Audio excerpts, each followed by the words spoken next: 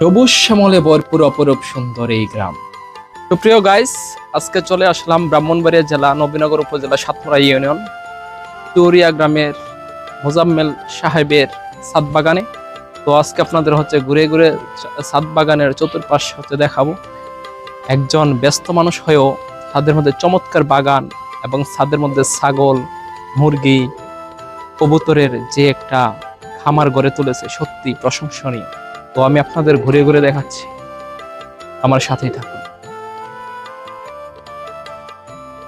বলছিলাম ব্রাহ্মণবাড়িয়া জেলা নবীনগর উপজেলার সাতমুরা ইউনিয়নের একটি ব্যস্ততম গ্রাম চৌরিয়ার কথা। সবুজ শ্যামলে ছায়া ঢাকা অপরূপ সুন্দর গ্রামটিতে অবসরে নেই কেউ। এখানেও নিজ ও দেশের আর্থিক উন্নয়নে ব্যস্ত সময় কাটাচ্ছে অনেকেই। তাদের মধ্যে অন্যতম একজন হলেন মোজাম্মেল মুন্সি। এই গ্রামের স্থায়ী বাসিন্দা মোজাম্মেল মুন্সি দীর্ঘদিন ধরে বসবাস করছেন গ্রামেই। শৈশব থেকেই কৃষি, খামার, সবজি চাষাবাদ করার স্বপ্ন ছিল মোজাম্মেল মুন্সির।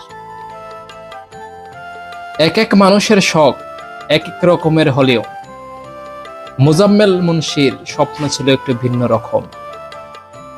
তার ছাদ বাগানে গিয়ে দেখা যায় এক পাশে সবজি চাষ, ফল ফুল, অন্য পাশে কবুতর, মুরগি ও ছাগল লালন পালন করছেন তিনি। তার বক্তব্যে জানা গেল এসব কাজের উদ্দেশ্য হলো তার পরিবারের পুষ্টির চাহিদা মেটানোর জন্যই। শখের বসে অবসর সময় ঘোরাফেরা না করে কাজ করতে অনেক ভালো লাগে তার, জানালেন মোজাম্মেল মুন্সি।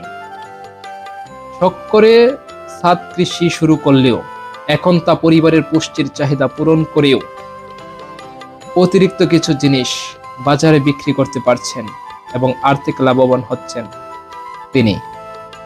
বন্ধুরা, এতক্ষণ ব্রাহ্মণবাড়িয়া জেলা নবীনগর উপজেলার সাতমুরা ইউনিয়ন চৌরিয়া গ্রামের মোহাম্মদ মোজাম্মেল মুন্সির ছাদ বাগান ঘুরে বিস্তারিত জানাচ্ছিলাম আপনাদের। আমি কমল দেবনাথ, কমল বাংলা 24।